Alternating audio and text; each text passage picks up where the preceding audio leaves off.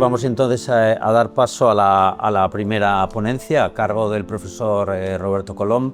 El profesor Roberto Colom es catedrático de la Universidad Autónoma de Madrid y probablemente es uno de los mayores expertos en neurociencia de la inteligencia, de las relaciones que existen entre cerebro e inteligencia humana, y no digo uno de los mayores expertos nacionales, sino digo uno de los mayores expertos internacionales, ¿no? El número de artículos y sobre todo de citas de sus artículos, porque esto es siempre muy importante, no escribir muchos artículos, sino que otros investigadores de referencia mundiales pues sean los que después citan esos artículos y los tomen también como referencia, ¿no? Una de sus características, creo, más importante es el ser no solo un experto en este tema, sino ser en general un humanista, ¿no? Todos los que le seguimos en muchos de los blogs y muchas de las cosas que escribe, que no sé cómo tiene tiempo para dedicarse a tantísimas cosas, pues realmente vemos cómo toca muchísimos temas diferenciados, pero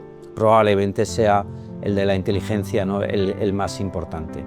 Sus relaciones internacionales son muy impresionantes también, es decir, los grandes teóricos e investigadores sobre la inteligencia humana están siempre referenciando al profesor Colom, y él tiene esas relaciones. De hecho, tenemos la suerte en el Instituto Zapatero Briceño de Neurociencia de tener como advisors, ¿cómo se dice esto? Advisors, asesores en este instituto, precisamente pues a muchos de los compañeros y investigadores que trabajan con Roberto, y esto es pues una maravilla. Así que pues Roberto va a iniciar, como siempre, como es muy disruptivo en todo lo que hace, pues yo creo que nos va a dar una visión un poco crítica y general de lo que son estas relaciones entre el cerebro y la inteligencia humana. Así que, Roberto, te dejamos para ti toda la sala. Gracias. Ups. ¿Se supone que ya funciona el micrófono? Sí, se supone. Sí. Bueno, pues muchísimas gracias por vuestra presentación. A mí me ha tocado el marrón de comenzar la jornada, que va a ser muy intensa, y voy a intentar que os resulte al menos moderadamente estimulante. Como veis ahí, me han encargado, y como me lo han encargado, y yo soy muy obediente, voy a intentar satisfacer la expectativa, que hable sobre la pregunta que tenéis en este momento en la diapositiva: ¿qué sabemos sobre la relación de causa-efecto entre el cerebro y la inteligencia humana?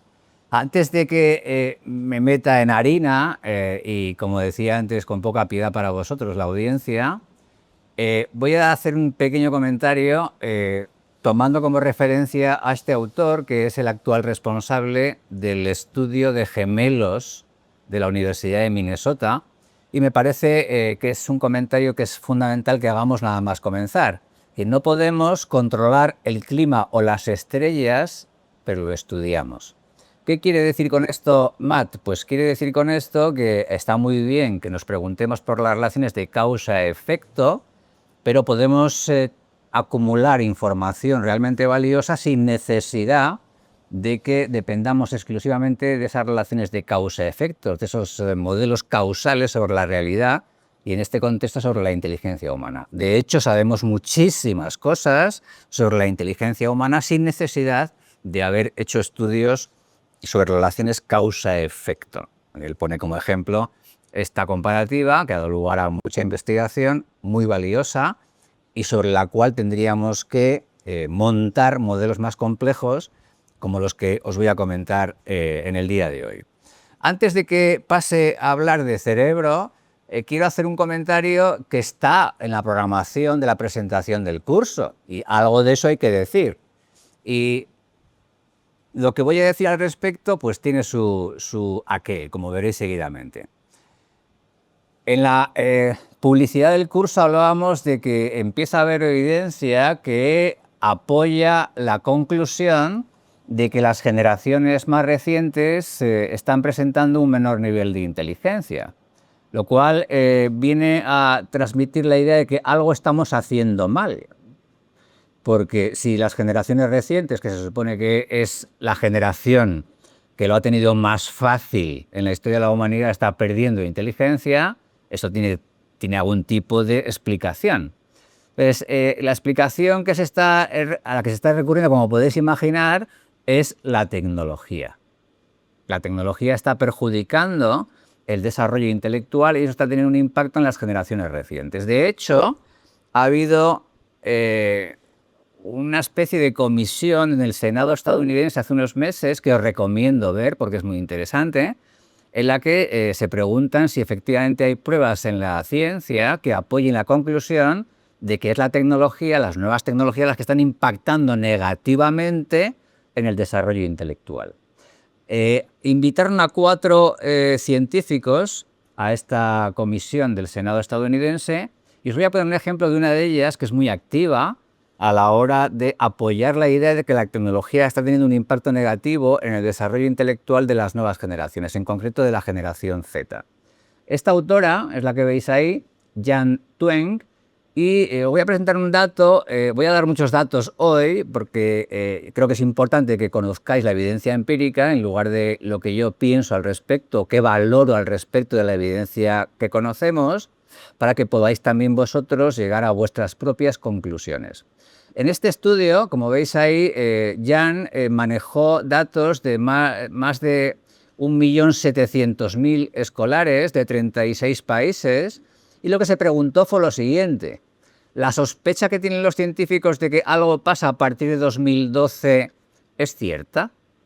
Y lo que hizo fue comparar datos de PISA en escolares que fueron evaluados en 2012 y en 2022. ¿Qué observó? Pues lo que veis ahí, os lo he puesto para que sea más fácil de ver a la derecha. Y lo que he hecho para que interpretéis correctamente la información que esta autora ha recopilado al respecto es convertir la puntuación que obtienen los escolares en PISA a la escala habitual de cociente intelectual, o sea, con media 100 y desviación típica 15. ¿Y qué es lo que ha observado? Pues muy sencillo, en la gráfica se ve qué ocurre cuando comparamos adolescentes que usan con más o menos frecuencia la tecnología, ¿sí? ¿Y qué vemos ahí? Pues vemos fundamentalmente que los que la usan con mayor frecuencia han experimentado un declive equivalente en la escala de cociente intelectual de 4 puntos. En una década han declinado en promedio 4 puntos, mientras que aquellos que lo usan menos han declinado 0 puntos. O parece que esta información va en la dirección de apoyar un declive en las generaciones recientes y posiblemente como consecuencia del uso de nuevas tecnologías. Esto se contrapone con todo lo que hemos averiguado en psicología sobre la mejora generacional de inteligencia. Os pongo ahí un resumen de lo que sabemos después de un siglo de investigación en las que se consideran más de 30 países y 4 millones de personas. Esto es la mejor síntesis que yo conozca sobre qué ha pasado durante el siglo XX en cuanto a la mejora intelectual. Y como veis ahí, la gráfica es muy optimista. Ha habido una mejora generacional de inteligencia que, por cierto, es equivalente a la mejora en características como la estatura o la esperanza de vida. Solo por comentarlo de pasada, porque luego quizá lo utilicemos, ¿vale? Bueno, entonces el autor que más hizo por analizar esta información y cuáles eran sus consecuencias prácticas fue el que veis a la derecha, James Flynn, con el que tuve una relación bastante cordial e intensa académicamente, discutíamos muchísimo. Yo pensaba que él estaba equivocado, pero me convenció de que el equivocado era yo. ¿Vale? O sea que tuve que asumir mi error y luego veréis en qué sentido estaba equivocado, os voy a contar enseguida, ¿no? En cualquier caso, lo que se ve aquí es que en el siglo XX algo hicimos bien, seguimos sin saber qué, pero algo hicimos bien socialmente para mejorar la capacidad intelectual de la población mundial, y algo parece que estamos haciendo mal ahora porque esa tendencia ha parado y declina. Os voy a poner un par de ejemplos para que veáis qué significa eso del declive y cómo incluso los científicos mienten. Mienten también, mucho. Son tendenciosos. Veréis, donde primero se ha experimentado ese declive generacional de inteligencia ha sido en aquellos países en los que primero se documentó la ganancia. En concreto en países escandinavos. Entonces voy a poner un par de ejemplos de qué se está observando en 2 estudios. En este primer estudio, con más de 1,5 millones de personas, y como veis ahí son varones daneses nacidos entre 1940 y 2000. ¿Veis esta gráfica? que nos dice que todo va bien, más o menos hasta un poquito antes de los años 80 del siglo pasado. Y a partir de ahí experimentan o ven, documentan un cierto declive. La gráfica, vista así, es preocupante. Oh, Dios mío, ahí pasa algo y está reduciéndose el nivel intelectual de la población en esa zona del planeta. Pero fijaros que, como os decía, los científicos mienten, no son tendenciosos, porque si vemos los números, siempre hay que ver los números. No solo gráficas muy chulas y estilizadas que pueden ser engañosas. Si vemos los números de cuánto es ese declive. En los años 78, 79 se empieza a ver ese declive, pero si vemos los números, vemos que el cambio es de 108,5 a 106,5. No parece muy preocupante, ¿vale? O sea, la gráfica sí que es un poquito inquietante, pero los números no tanto. Segundo ejemplo, también en esa zona del planeta. Este estudio, que es muy chulo, fijaros en la gráfica de la derecha, que la tendencia es la misma que hemos visto antes. Todo va hacia arriba y de repente para y declina. Pero ¿qué ocurre si separamos los datos? En lugar de hacer cálculos medios que pueden ser muy engañosos, y de hecho lo son, si os fijáis en la parte de la izquierda, sí que parece que hay un declive en algunas aptitudes intelectuales, pero no en todas. Fijaros que hay un declive en el manejo del lenguaje, palabras, y en el manejo de los números en matemáticas, pero por ejemplo en razonamiento no hay declive. Luego, claro, haces la media y parece que va hacia abajo, pero ¿qué ocurre si separas las diferentes aptitudes intelectuales? Que es justamente mi discusión con James Flynn. ¿Vale? ¿A qué le damos crédito? ¿A la tendencia en general o qué ha ocurrido con cada aptitud intelectual? Antes adelanté que él tenía razón y yo no, ahora veréis un ejemplo específico de qué significa esto. Pero fijaros que aquí el mensaje fundamental es que en promedio sí que parece que hay un declive, pero luego si separamos las diferentes aptitudes, el panorama ya es diferente. En razonamiento no, pero sí en cuestiones vinculadas al manejo del lenguaje o a los números. Esto lo voy a completar con un estudio que me llena de orgullo compartir con vosotros, que hicimos aquí en España, porque aquí ha habido investigación sobre este efecto de cambio generacional de inteligencia, y lo que hicimos fue pues lo que os resumo en esta diapositiva, que en esencia supone hacer una comparativa de dos cohortes separadas por 30 años, además 30 años muy interesantes. Esto fue el estudio inicial de la primera cohorte, fue en el año 92, que fue un año muy importante en España, tuvimos Olimpiadas, la Expo de Sevilla, fue un momento glorioso en nuestro país, e hicimos una nueva evaluación de una cohorte parecida 30 años después. Y nos preguntamos qué había pasado. ¿Qué observamos? Pues fundamentalmente lo que veis en la diapositiva, que implica o que le da la razón a Flynn, y ahora os cuento por qué motivo.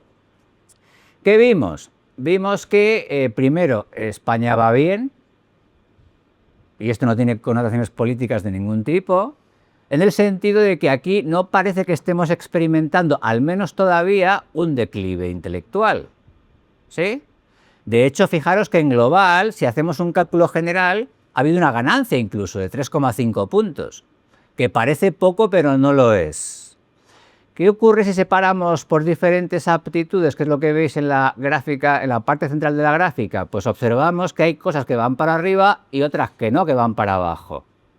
De hecho, fijaros que en algunos casos hay un incremento en ese periodo de 3 décadas de casi 10 puntos de cociente intelectual, en concreto en la capacidad de razonamiento, lo cual encaja con los escandinavos, ¿sí? Solo que aquí es mejor, porque aquí no simplemente se mantiene, sino que hay un incremento. Y sin embargo, hay otras aptitudes que van hacia abajo. Por ejemplo, el cálculo. El cálculo matemático experimenta un declive de 10 puntos. O sea, algunas cosas, algunas aptitudes van hacia arriba y otras van hacia abajo. ¿Esto qué implica? Pues implica que Flynn tenía razón en el siguiente sentido. Resumo la idea, no voy a enrollarme, pero para que veáis la conclusión principal. no tiene sentido que nos preguntemos en general si la inteligencia de las generaciones ha cambiado, porque la respuesta es depende. Depende de qué miramos. Si miramos la competencia que integra las diferentes aptitudes intelectuales, y a eso le denominamos en psicología factor general, o G, no ha habido ningún cambio prácticamente, pero sí ha habido cambios profundos en aptitudes intelectuales específicas a través de las generaciones. Y esto tiene consecuencias, o lo pretende, para lo que veremos en el resto de mi charla. El cómo entendemos, cómo analizamos, cómo estudiamos la inteligencia humana tiene un impacto importante en cómo interpretamos lo que hacemos. ¿Vale? Bien. Fijaros, no hace mucho nos encargaron para esta enciclopedia sobre el cerebro humano que veis ahí a la izquierda, editada por un autor de referencia a nivel mundial, Jordan Grafman, nos encargaron el siguiente reto. ¿Qué se sabe en la actualidad sobre cuál es el impacto de las circunstancias del entorno sobre la inteligencia humana? Y de hecho, como veis ahí, lo titulamos Diferencias de inteligencia y experiencias ambientales. ¿Qué concluimos? Pues concluimos con un mensaje bastante demoledor, que algunos han interpretado de modo pesimista. Yo no, pero algunos sí. ¿Qué dijimos después de revisar la evidencia disponible? Pues fundamentalmente lo que os resumo en los dos textos que están en rojo en la diapositiva.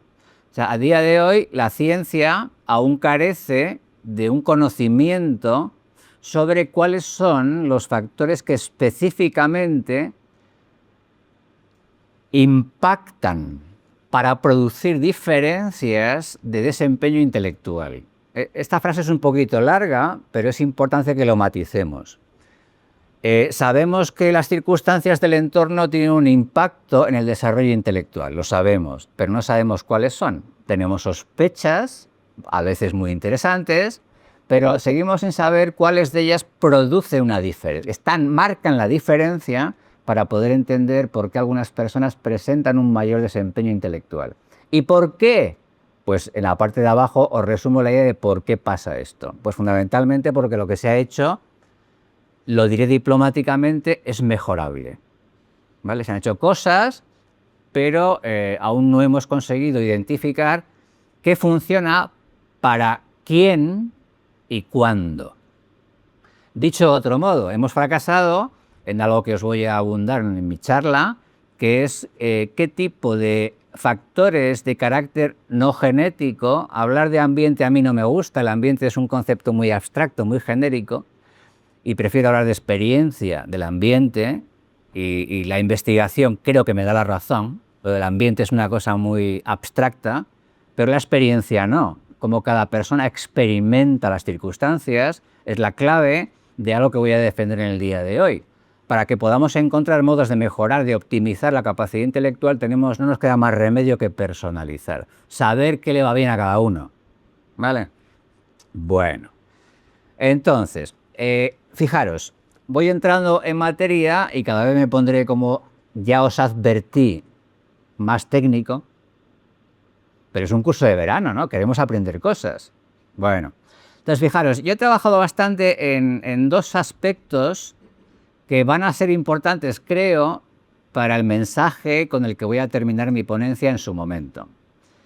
Por un lado, ¿cuál es el impacto de las lesiones cerebrales locales y crónicas? Y esto lo subrayo porque cuando se analiza este tipo de pacientes con una lesión cerebral, esa lesión cerebral no se va a curar. Es crónica, ¿vale?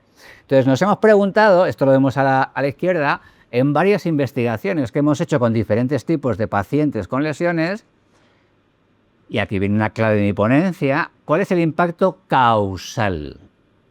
Si alguien tiene una lesión en una región muy específica del lóbulo prefrontal, eso tiene un impacto en su desempeño intelectual. Y si es así, ¿en qué aspecto de ese desempeño intelectual? Y aquí la relación es causal. ¿Me seguís, no? O sea, el impacto es causal. Entonces, lo que hemos hecho, y aquí viene un mensaje importante de este tipo de investigación, sobre el impacto de lesiones locales lo hemos hecho con cientos de pacientes. No es un caso único. ¿Me seguís? Cientos de pacientes que tienen lesiones en diferentes zonas de sus cerebros para comparar en qué zona hay un impacto causal sobre su desempeño intelectual. ¿Y qué hemos visto? Algo muy chulo. Y es que el impacto causal de la lesión en el desempeño intelectual es sobre aptitudes intelectuales específicas, no sobre G. ¿Me estoy explicando? ¿Sí? La lesión local tiene un impacto local, no global. Primer mensaje. Segundo mensaje, a la derecha. ¿Y qué ocurre si en lugar de lesiones trabajamos con el impacto potencialmente positivo de la estimulación cognitiva? ¿Me seguís? Es lo contrario. ¿Qué impacto tenemos? ¿Mejora algo el funcionamiento intelectual de la gente a la que entrenamos para que mejore intelectualmente? Es más, ¿eso que hacemos para entrenar intelectualmente o cognitivamente a las personas cambia su cerebro? ¿Lo tenemos? Respuesta. ¿Conseguimos mejorar el desempeño cognitivo de los individuos con programas psicológicos de estimulación? Respuesta, sí. ¿Y eso cambia su cerebro? Sí. ¿Qué impacto tiene? Local también. Si mejoro alguna función cognitiva, lo consigo, se puede hacer sin problema, pero no consigo mejorar G. ¿Me estoy explicando? Luego vemos una coincidencia entre el impacto negativo de la lesión y el impacto positivo de la estimulación. ¿Sí? Bueno, y esta idea la hemos aplicado, que por cierto coincide perfectamente con lo que acabo de explicar hace un momentito del cambio generacional. ¿El cambio generacional era global? No, era específico. ¿Lo tenemos? Bien. Y esto lo estamos utilizando, este señor que veis ahí, que es incluso menos diplomático que yo, John Protzko, nos hemos planteado lo siguiente. Vamos a ver, dejen una crítica a los psicólogos para empezar y luego a los neurocientíficos para continuar. Dejen de contemporizar. Los modelos psicométricos que hemos desarrollado durante 100 años los psicólogos son modelos causales. Son modelos causales. ¿Qué nos dicen estos modelos causales? Están basados, estos modelos psicométricos, en estadística y, por tanto, como está basado en estadística, la tendencia es a pensar que hablan como mucho de covariación. ¿Os suena el mantra de correlación no implica causación? Pues es mentira. Es mentira. La correlación puede que no implique causación, pero por defecto sí. Claro. ¿Qué correlación nos descarta una relación causal? Una correlación de cero, pero cualquier correlación distinta de cero puede estar informando una relación causal. ¿Vale? O sea, menos diplomacia y más asertividad. ¿Qué es lo que defendemos aquí? Lo que defendemos aquí, John y yo, es lo siguiente. Cuando usted plantea un modelo sobre la inteligencia humana basado en la estadística, en lo que la gente ha hecho cuando le hemos evaluado su inteligencia, es un modelo causal. Que dice lo siguiente. ¿Qué explica que la gente lo haga mejor o peor? Su inteligencia. Causalmente. Gráficamente, esto que veis aquí no lo voy a explicar porque no quiero que os dé un shock anafiláctico tan temprano en la mañana. Pero para que veáis la idea, os lo pongo aquí en esta diapositiva. Ahí veis unas flechas que van desde G a las pruebas que usamos los psicólogos para evaluar la capacidad intelectual. Son flechas que van en una dirección. Lo vemos, ¿no? Bien, los psicólogos que somos muy blandengues hemos aceptado la crítica de que, bueno, pero eso no es causal. ¿Cómo que no? Teóricamente es causal. Y esto tiene consecuencias para que interpretemos lo que la gente nos dice cuando evaluamos su capacidad intelectual. ¿Estamos? ¿Sí? O sea, hay una explicación causal. Que entendamos por cómo funciona eso es el reto de la investigación actual, pero es causal. Vale. De hecho, fijaros, Un poco de publicidad, si me lo permitís. Y si no me lo permitís, os lo voy a contar igual, o sea que da lo mismo, ¿no? Pero fijaros, este libro, que es un libro maravilloso, por cierto, es muy, muy interesante, que deberíais leer si os interesa el tema este de la inteligencia. Acaba, esto no nos gustó demasiado, pero acaba en el capítulo 13. Mal número, mal número. Pero en este capítulo 13, después de toda la información que ofrecemos sobre la actual situación de la ciencia, de la inteligencia humana, acabamos con el capítulo 13, que empieza así. Como ves, os lo pongo ahí en rojo. Empieza diciendo, todo lo que hemos contado hasta ahora, que es mucho, todo lo que hemos contado en los 12 capítulos previos, tiene el objetivo fundamental de responder a la pregunta que veis ahí. ¿Cómo se puede mejorar la capacidad intelectual? Todo lo que hacemos, al menos algunos científicos en el campo de la inteligencia, está destinado a este objetivo. O sea, ¿cómo podemos utilizar todo lo que hemos aprendido, y es mucho, para mejorar la inteligencia? Entonces, este capítulo es el capítulo que cierra este texto justamente con el objetivo de poner a la gente en situación de qué debemos hacer para alcanzar el objetivo de optimizar la capacidad intelectual. ¿Vale? Bueno, entonces, el cómo planteamos hacer esto tiene mucho que ver con todo lo que os he contado hasta ahora. No lo parece, pero tiene que ver con todo lo que os he contado hasta ahora. Porque se basa en esta idea. O sea, se basa en la idea fundamental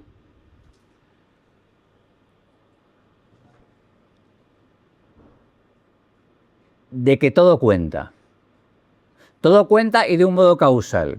Podemos hacer cosas, como explicamos en este capítulo 13, para hackear el cerebro y optimizar su funcionamiento. Podemos hacerlo o podemos intentarlo. Pero si conseguimos optimizar el funcionamiento de un cerebro humano, tenemos que también facilitar la situación que va a permitir sacarle partido a ese cerebro optimizado. ¿Me estoy explicando? O sea, es como si me tomo una píldora que acabaré con eso, todavía no, pero acabaré con eso, me tomo una píldora que hace un boost, mejora mi capacidad cerebral, pero tengo que utilizarlo para algo. ¿Sí? Luego, cuidado, esto es un trabajo de colaboración. O sea, yo puedo analizar el cerebro humano, pero el que yo entienda cómo optimizar el cerebro humano no va a agotar el fenómeno. ¿Sí? ¿Vemos la idea? Sí. Vale.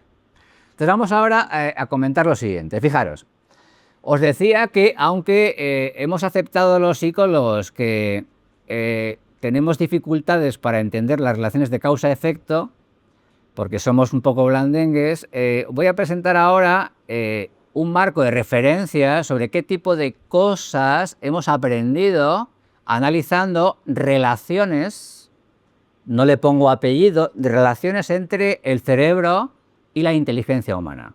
Como veis ahí, en la parte de abajo hay al menos 5 propuestas teóricas sobre la relación entre el cerebro y la inteligencia humana. Algunas de ellas son más simples que otras, en el sentido de que destacan alguna región cerebral o no.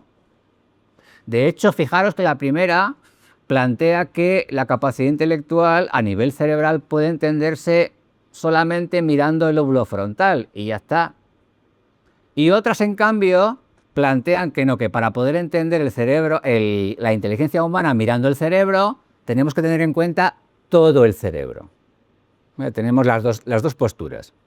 Y entonces lo que vemos en esta gráfica, en esta imagen, es qué ocurre, o vamos a ver a partir de aquí, qué ocurre cuando comparamos estas diferentes propuestas teóricas sobre la relación entre el cerebro y la inteligencia humana. Entonces, fijaros qué es lo que ocurre.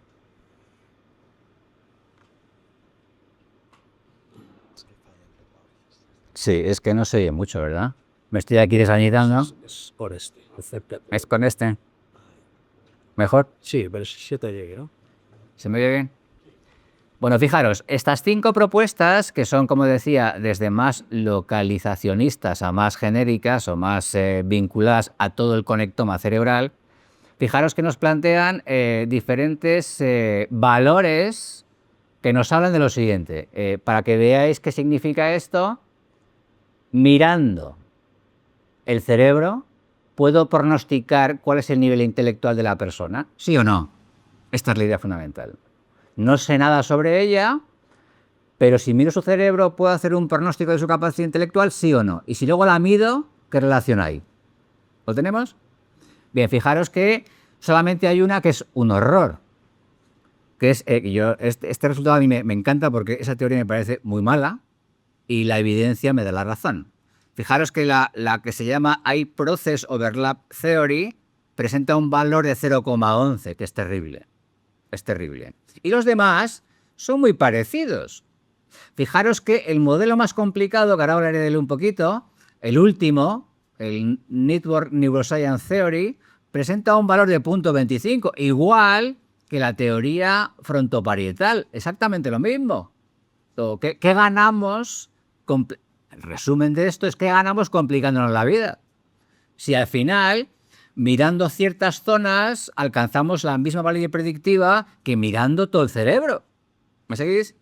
Vale, ahora os preguntaréis, ¿y 0,25 es un valor muy alto o no? Entonces, para que interpretemos correctamente esos valores, cosa que nos cuesta bastante, porque como sabéis, el valor puede oscilar entre 0 y 1.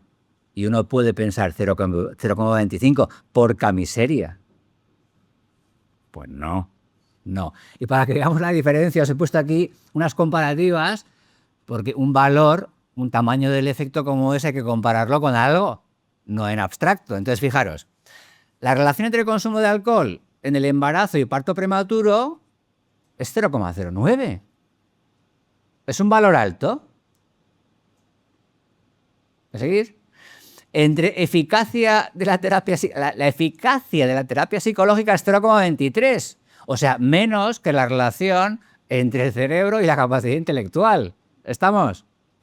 Y último ejemplo que os pongo, que es muy interesante, creo yo, Viagra y desempeño sexual, 0,38. Y conducta previa, atención, conducta previa para pronosticar conducta futura, 0,39. Luego 0,25 está muy bien. Me explico, ¿no? ¿Lo tenemos? Vale. Bueno, vamos a explicar ahora, este es el último modelo que veíamos en la tabla previa. Este modelo que es bastante complejo porque plantea, ahí tenéis a Aaron Barbey, que es un autor con el que yo he trabajado bastante, por cierto, la investigación con lesionados cerebrales que os he contado antes. Hemos trabajado bastante con numerosos grupos de pacientes que generalmente eran veteranos de la guerra de Vietnam. Bueno, hemos trabajado mucho en ese sentido, pero recientemente ha cambiado de rollo. Aaron Barbey, que por cierto vendrá aquí a Madrid en septiembre. O sea, si tenéis oportunidad, no os lo perdáis. Luego quizá os dé más información específica, pero viene aquí y le vamos a explotar. ¿Vale? Vamos a tratar de exprimirle y nos contará, entre otras cosas, lo que os voy a relatar seguidamente. ¿Qué ha hecho Aaron Barbey? Recientemente ha publicado algo que es lo que os resumo en esta diapositiva, en la que intenta responder a la pregunta que ya hemos hecho antes. Mirando el cerebro, cómo está conectado, ¿puedo predecir, puedo pronosticar cuál es su nivel intelectual? Esta es la idea. Entonces, fijaros que lo que ha hecho es comparar qué ocurre cuando miramos distintas redes cerebrales o todo el cerebro. ¿Sí? ¿Y qué ha visto? Ha visto lo siguiente. Puedo pronosticar mejor la capacidad intelectual mirando todo el cerebro que redes específicas. De hecho, tenemos la comparativa en la zona media y a la derecha. Vemos que a la derecha, ¿qué ocurre cuando tenemos en cuenta todo el cerebro y quitamos una red? O sea, de alguna manera lesionamos el cerebro y vemos qué impacto tiene cada red específica. Y el impacto es nulo. ¿Sí?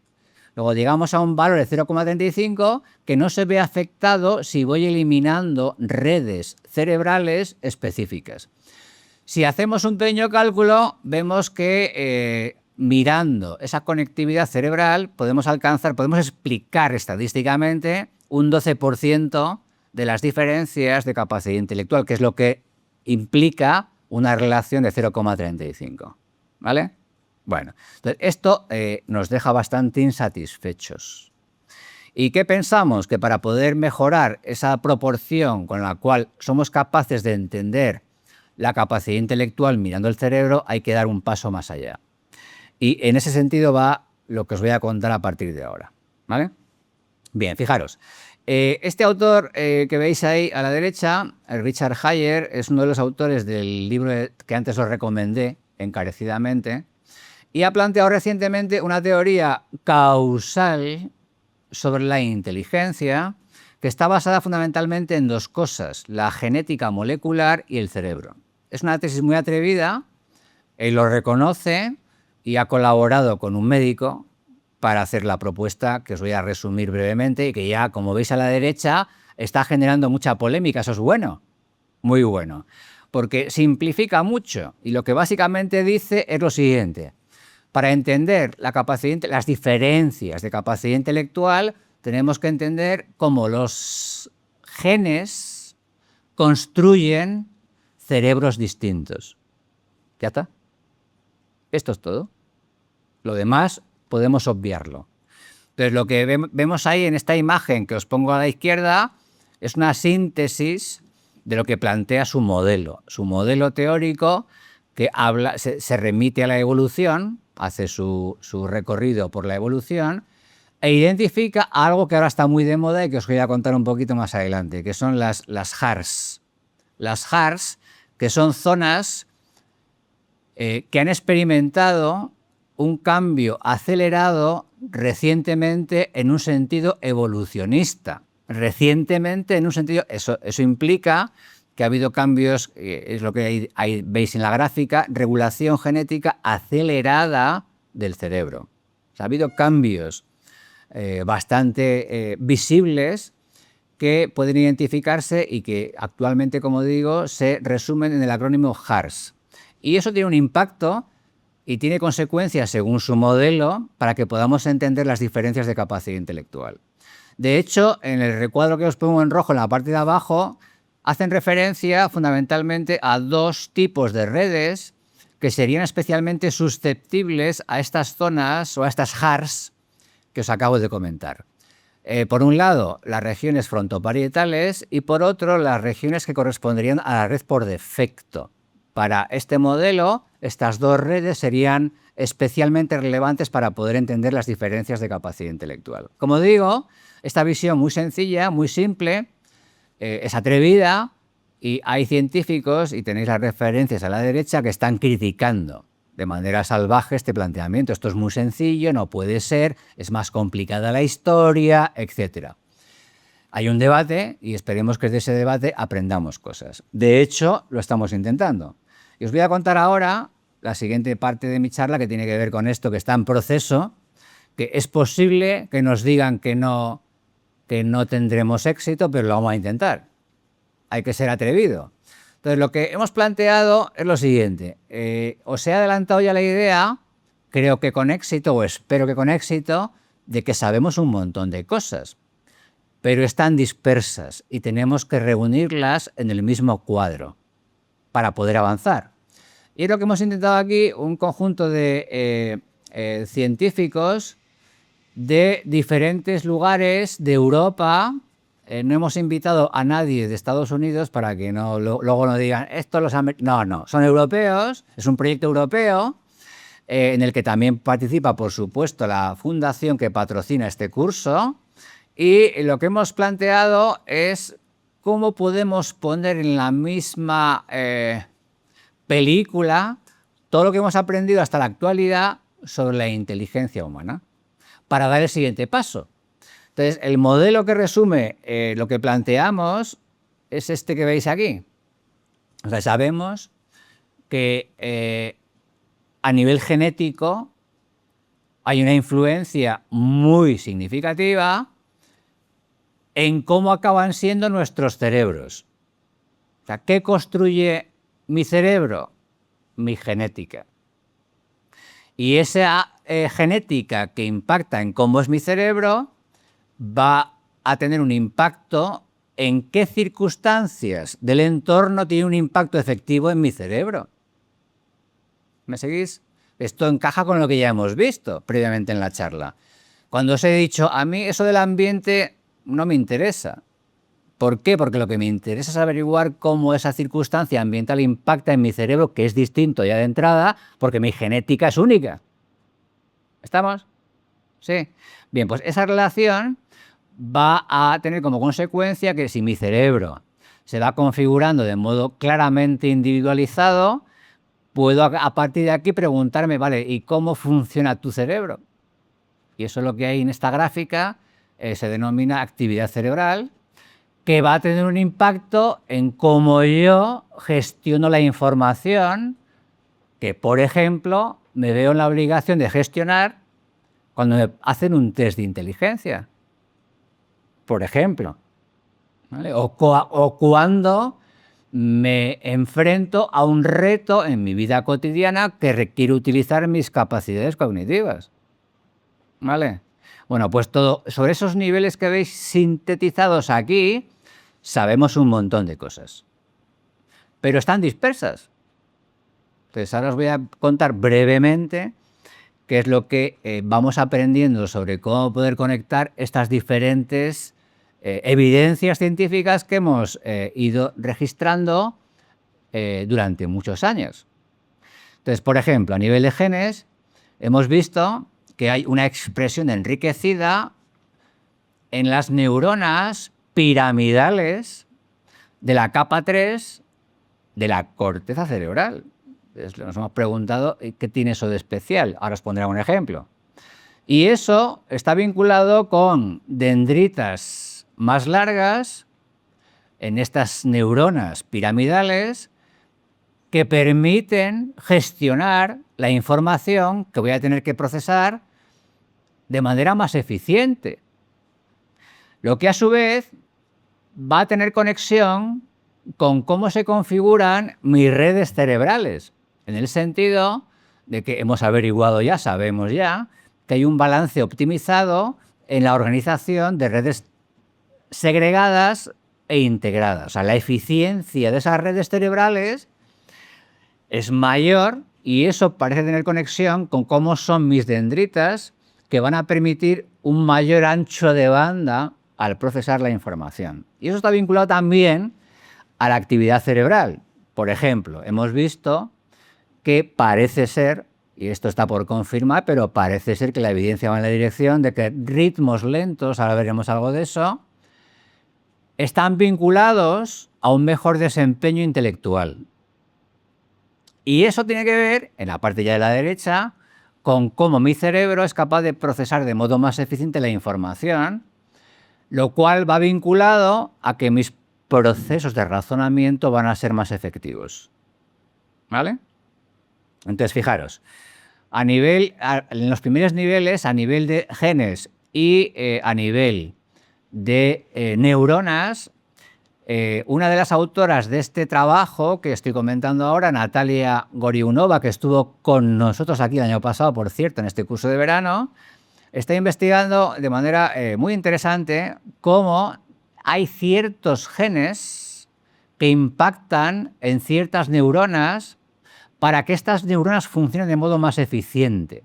O sea, digamos que sería la base de lo que luego va a ocurrir en niveles de mayor generalidad. O sea, pero eso acaba teniendo su conexión con cómo ciertos genes impactan en la morfología de ciertas neuronas que van a funcionar de modo más o menos eficiente. Esta es la idea, ¿no? Entonces, lo que vemos en esta gráfica es que puede diferenciar, por lo que se sabe a este nivel, esta conexión genes-neuronas en personas de mayor o menor cociente intelectual. Entonces, como veis ahí, gráficamente se ve que la estructura de esas neuronas es distinta y esa distinción va a tener un impacto no solamente en la estructura de estas neuronas, sino también en su funcionamiento. Fijaros hasta qué punto somos capaces de vincular la información que se está acumulando a nivel genético para poder hacer un pronóstico del desarrollo cognitivo e intelectual. Este estudio que se acaba de publicar ahora recientemente, hace un mes o dos, está basado en lo que os pongo en resumen en la parte de arriba a la derecha. Está basado en considerar más de 7 millones de fragmentos de ADN de más de 10.000 gemelos para, a partir de aquí, calcular un índice que resume toda esa información genética y que está vinculada a la capacidad intelectual. ¿Para qué se hace esto? Pues para lo siguiente. Se mira cómo es ese índice genético en niños para comprobar si eso que se ve en ese índice genético es capaz de pronosticar cómo va a cambiar la capacidad intelectual de esos niños a medida que crecen. Y lo que veis en la gráfica es lo siguiente. Cuando son niños lo hacemos fatal, pero a medida que van creciendo, ese proceso de desarrollo hace que mirando solamente su ADN podamos predecir mejor cuál es su nivel intelectual. ¿Me estoy explicando? Darme una respuesta. ¿Sí? O sea, cuando son niños y miro su ADN, soy capaz de pronosticar bastante mal cuál es su nivel intelectual, pero a medida que crecen voy mejorando su predicción. ¿Vale? ¿Por qué ocurre esto? Pues muy sencillo, porque cuando son niños su nivel intelectual está muy influido por el entorno. Por ejemplo, familias que apoyan mucho a ese niño. Pero a medida que el niño crece, va ganando autonomía. Y a medida que gana autonomía, lo que hace depende más de él. Y él tiene mucho que ver con su genética. ¿Vemos la idea? ¿Sí? Y se ve en la gráfica. Veis cómo la gráfica se va ajustando cada vez más a medida que van creciendo a su genética. La beta, esa validez predictiva que alcanzamos mirando solamente el ADN, por cierto, es 0,36, como veis ahí, y 0,36, como hemos visto antes, se parece a el valor que yo puedo alcanzar mirando la conducta previa para predecir conducta futura. ¿Lo recordáis el valor? Pues mirando el ADN puedo alcanzar una validez predictiva similar a la que puedo alcanzar mirando su conducta. Vemos el rollo, ¿no? Vale. Bueno, fijaros que esta conexión que comentaba en esta imagen general sobre los genes y el cerebro, que está trabajando el equipo de Natalia, se resume en esta diapositiva que es bastante difícil de interpretar, pero que yo resumo rápidamente, ¿no? Que básicamente nos dice que los genes que están teniendo un impacto en estas HARS, estas regiones aceleradas del cerebro, se solapan bastante con los genes que ya hemos visto que impactan en la capacidad intelectual. ¿Vale? O sea, en resumidas cuentas, esta imagen nos viene a decir que esos genes son compartidos. Los genes que impactan en el cerebro son los mismos genes que hemos vinculado a la capacidad intelectual. ¿Sí? Bueno, para resumir, lo que ocurre cuando conectamos genes con cerebro es que miles de genes en interacción con las señales ambientales influyen causalmente sobre las diferencias de inteligencia a través de la composición de circuitos cerebrales. Y una segunda conclusión general es que las causas genéticas facilitan las adaptaciones estructurales de las neuronas excitatorias y sus dendritas, mejorando su capacidad de integración a través de la conectividad y aumentando la codificación, la precisión temporal y la eficiencia energética durante la transmisión neuronal. O sea, fijaros que hay un impacto creciente desde los genes hasta aspectos de más alto nivel, como es la integración, y la integración es un término clave en este sentido. En el siguiente nivel pasamos a las redes cerebrales y aquí hay dos tipos de estudios o de evidencias fundamentales. Por un lado, la conectividad a nivel estructural en el cerebro y lo que se ha visto son varias cosas, pero quiero destacar una fuerte conectividad entre hemisferios. Los hemisferios parecen estar mejor conectados a nivel estructural. Y a nivel funcional se ha visto que hay una mejor conectividad en la red frontoparietal fundamentalmente. Este tipo de análisis de conectividad a ya más alto nivel, pero que depende del tipo de información que hemos visto anteriormente, se puede traducir en algo bastante más sencillo. Este estudio, que es bastante reciente, como veis ahí, me dice lo siguiente: ¿qué ocurre cuando yo analizo las redes cerebrales que se ponen en marcha al resolver, de hecho, no pruebas de carácter cognitivo simple, sino un test de inteligencia muy complejo de razonamiento abstracto? Y lo que se ha visto es lo que os resumo en el texto de la derecha. Sí, hay un montón de redes implicadas, pero al final hay algunas regiones que específicamente contribuyen para orquestar el funcionamiento de esas redes. Y de hecho, esa orquestación tiene que ver con la actividad cerebral. En concreto, como veis ahí, tiene que ver con la banda Z, que la banda Z es relevante para lo que os voy a contar al acabar mi charla. ¿Vale? Pero hay una zona, fundamentalmente en regiones frontales, que están orquestando el funcionamiento de las diferentes redes cerebrales. ¿Ok? Bueno. Y de eso va el tipo de estudios que se hacen analizando las frecuencias de funcionamiento cerebral. Si en esta parte final de lo que os cuento de este modelo generalizado, y estoy resumiendo demasiado quizá, pero fundamentalmente lo que se está viendo es que son más relevantes las ondas rápidas que las ondas lentas.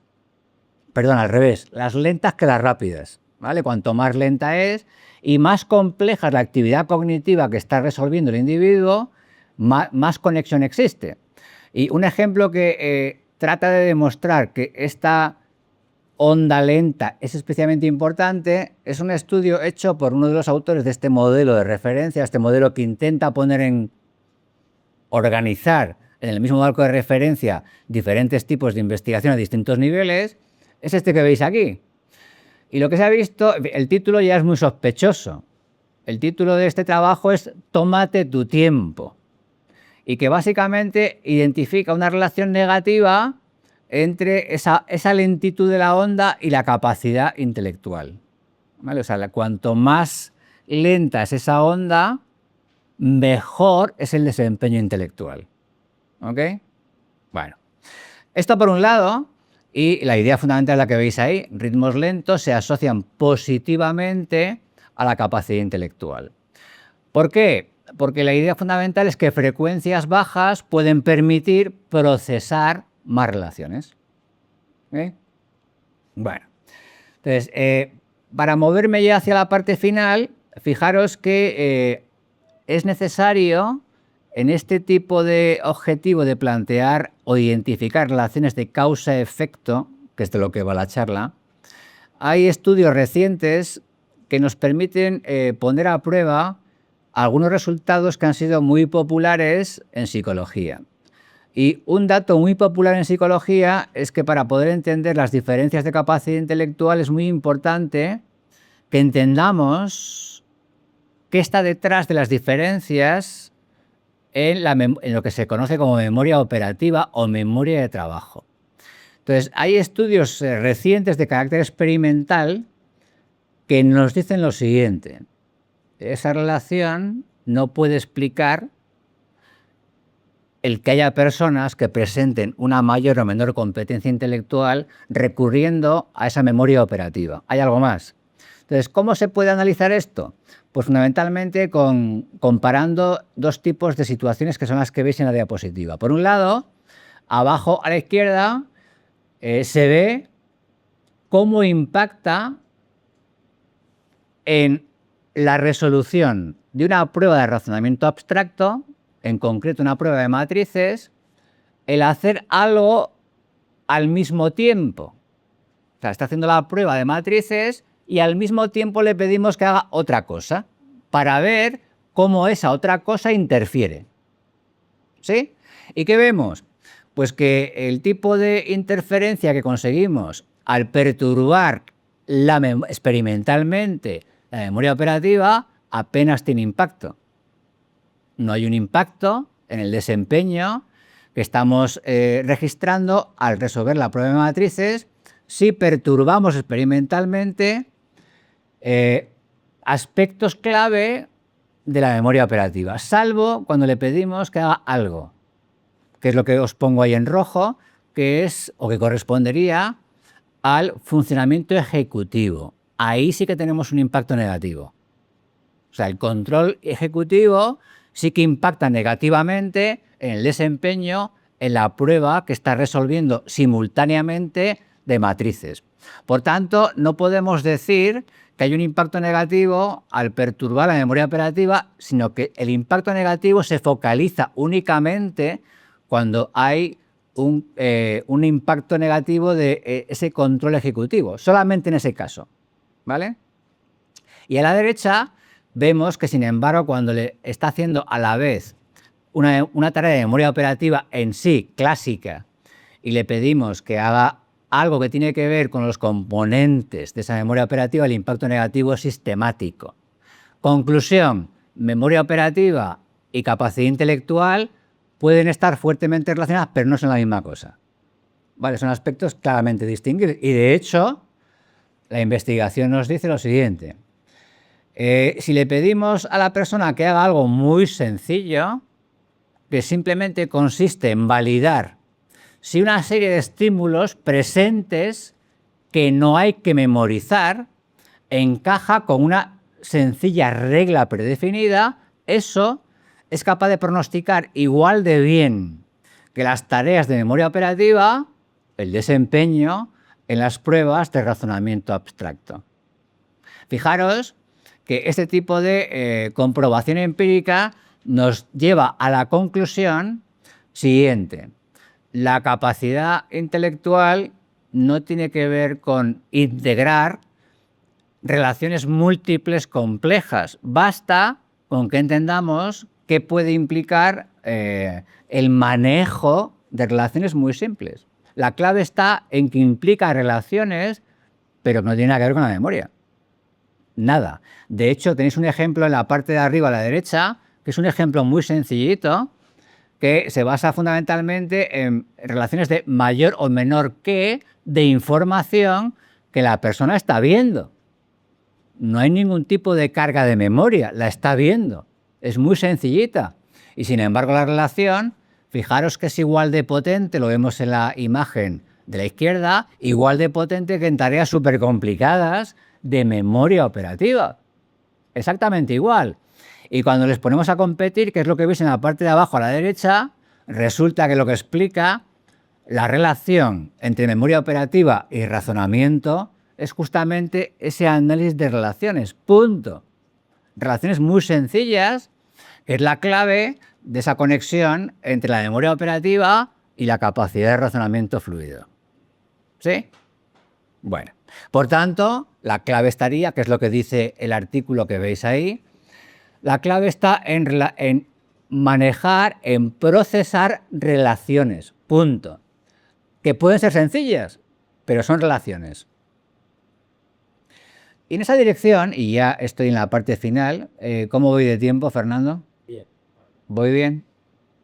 Sí, me queda más o menos... Perfecto, perfecto. Entonces voy a acabar mi presentación con una pincelada muy rápida. En la dirección de plantear este tipo de modelos sobre relaciones de causa-efecto entre el cerebro y la capacidad intelectual, estamos desarrollando en la actualidad pues un estudio bastante ambicioso en diferentes líneas, que os voy a contar muy brevemente, y que se basa en, como veis en este título, en promover un modelado neurocomputacional de las limitaciones de capacidad compartidas por la memoria operativa y la capacidad cognitiva general. Entonces, ¿qué estamos haciendo? Pues fundamentalmente estamos haciendo una evaluación psicológica bastante exhaustiva que incluye una serie de pruebas como las que veis ahí a la izquierda y estamos también caracterizando a las personas que están participando en esta investigación a distintos niveles, a nivel de funcionamiento cerebral y a nivel de estructura cerebral. Este tipo de información nos está permitiendo poner a prueba un modelo como este. Este modelo, que os van a contar esta tarde con más tranquilidad tanto Fernando como Ali, o sea, yo simplemente lo voy a plantear aquí para que luego os expliquen de qué va, pero fundamentalmente se basa en utilizar la información que estamos recopilando en la investigación en la que está participando de manera voluntaria y desinteresada voluntarios de la asociación Mensa. Estamos recopilando información muy exhaustiva que está pensada para que pueda alimentar con datos empíricos este tipo de modelos en las que pretendemos extraer un modelo causal que nos ayude a entender qué está detrás de las diferencias de capacidad intelectual. Este modelo, que como digo os contarán con detalle esta tarde, se basa fundamentalmente en lo que os resumo en la parte de abajo de esta imagen, que es la sospecha de que las diferencias de capacidad intelectual tienen fundamentalmente que ver con la capacidad de identificar relaciones eficientemente y reducir la redundancia. Es una idea muy sencilla. Mejor, es tan sencilla como el modelo que vimos antes que planteaba Hayer, algo muy simple que intente ofrecer una explicación causal de las diferencias de capacidad intelectual. Voy a acabar con un mensaje de un autor que no es santo de mi devoción, de hecho no le admiro especialmente, pero esta idea es interesante. Y plantea lo siguiente, en una información pública, planteaba lo siguiente, a ver qué responderíais vosotros. Imagínense una sustancia que no tiene efectos colaterales y que pueda aumentar 10 puntos el cociente intelectual de la población. ¿Qué haríais? ¿Lo prohibiríais? Primera opción. En segundo lugar, lo venderíais y os forraríais. En tercer lugar, lo daríais gratuitamente. Y en cuarto lugar, que es la mejor opción, por supuesto, se pondría en el agua. ¿Vale? ¿Qué responderíais? ¿Qué haríais? No lo quiero saber. ¿Vale? Que no dejaba más. Otra opción que plantea Richard Dawkins, la segunda opción que plantea es esta sustancia farmacológica, pero hay otra opción, que es, en lugar de una sustancia, imaginaros que podemos identificar un gen que se puede implantar y que tenga el mismo impacto. ¿Estamos? Nos meten un gen y eso aumenta 10 puntos el cociente intelectual de la población. ¿Lo apoyaríais o no? Fijaros que a Dawkins se le olvida una cosa importante. O sea, hablamos de drogas o sustancias, un gen que pueda tener ese impacto, pero se le olvida hackear el cerebro, que es de lo que va el modelo que os contarán esta tarde. Eso Dawkins ni lo menciona, pero es una opción. ¿Sí? Bueno, voy a acabar con mensajes finales para que podáis preguntarme lo que estiméis oportuno. Y voy a resumirlo en lo siguiente. El intelecto y las aptitudes intelectuales no son equivalentes. Cuando hablemos de inteligencia, definamos de qué estamos hablando. En segundo lugar, es relativamente sencillo modificar las segundas, pero no el primero. Y lo que pretendemos es modificar el primero. Comprender por qué hay personas con un mayor intelecto exige modelos causales. Si no entendemos la relación de causa-efecto, no tendremos mucha posibilidad de modificar de manera eficiente esa capacidad intelectual, ese intelecto. En cuarto lugar, y por último, la investigación orientada a la optimización debe ser integral.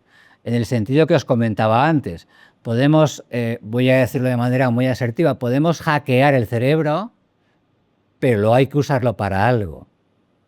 ¿Vale? Tenemos que alimentar ese cerebro que hemos mejorado de alguna manera. Y el procedimiento fundamental que debería orientar este estudio, esta investigación dirigida a esa optimización, obedece o debería obedecer, y esto es una opinión personal, a la consigna de este personaje bastante célebre en la cinematografía, que es Aníbal Lecter, que le planteaba a esta joven detective que la verdad está en la simplicidad. ¿Vale? De hecho, cuando utilizó el consejo de Aníbal Lecter, le pillaron al culpable. La simplicidad, vamos a intentar simplificar, porque si no, si nos complicamos demasiado, nos ahogaremos en datos. ¿Vale? Dicho lo cual, muchísimas gracias y espero las preguntas.